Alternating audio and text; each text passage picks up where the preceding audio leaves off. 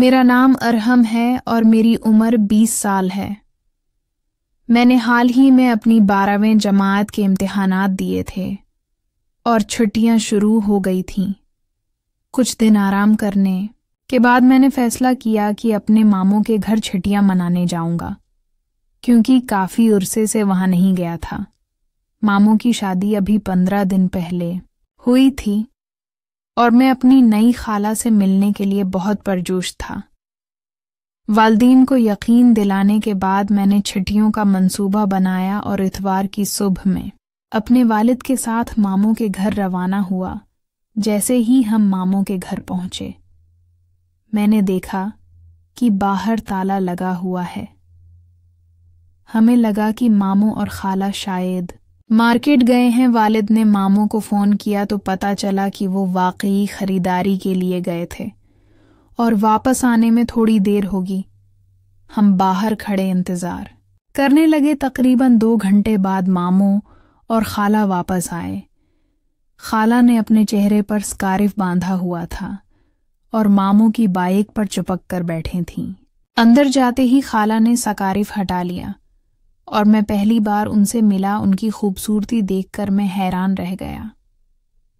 میں نے کبھی سوچا بھی نہیں تھا کہ ماموں نے ایسی حسین لڑکی سے شادی کی ہو۔ چند دن کے اندر میں نے دیکھا کہ خالہ بہت مہربان اور دلچسپ شخصیت کی مالک ہیں۔ وہ ہر وقت مجھے خوش رکھنے کی کوشش کر رہی تھیں، کھانے کی تیاری، باتیں کرنا اور میرے لیے چھوٹی چھوٹی چیزیں کرنے میں کوئی کسر نہیں چھوڑتی تھیں۔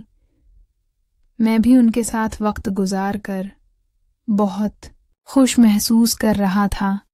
تیسرے دن ماموں نے بتایا کہ انہیں کاروباری کام کے سلسلے میں شہر چھوڑنا پڑے گا۔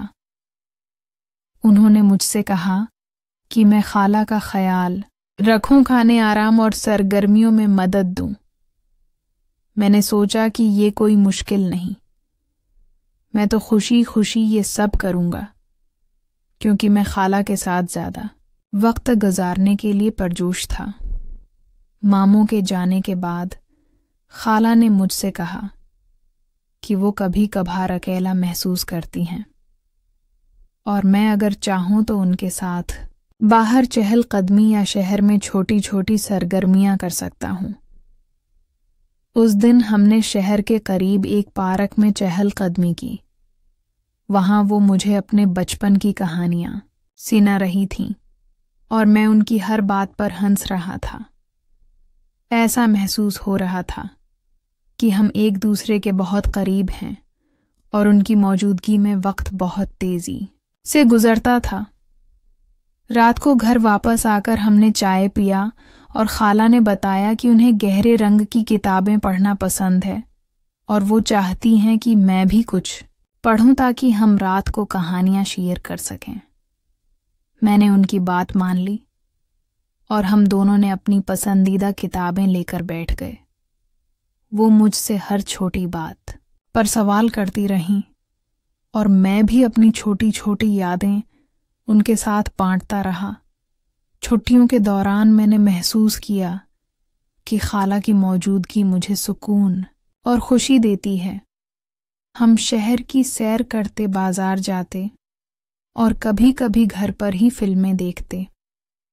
ان کے ساتھ ہر لمحہ دلچسپ اور خوشگوار تھا۔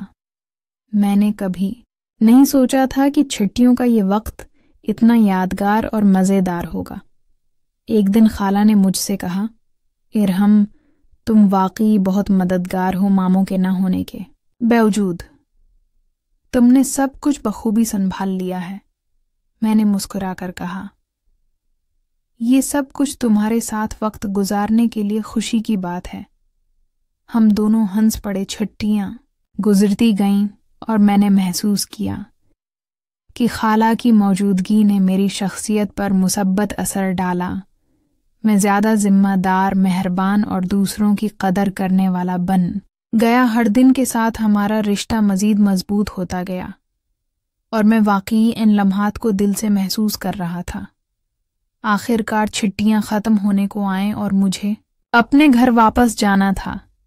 خالہ نے مجھے زور سے گلے لگا کر کہا، ارحم، تم جب بھی آؤ، یہ گھر تمہارے لیے ہمیشہ کھلا ہے۔ میں نے ان کا شکریہ ادا کیا اور وعدہ کیا کہ دوبارہ جلد آؤں گا۔ میں نے محسوس کیا کہ یہ چھٹیاں نہ صرف ایک سفر بلکہ زندگی کے سب سے قیمتی تجربات میں سے ایک بن گئی ہیں۔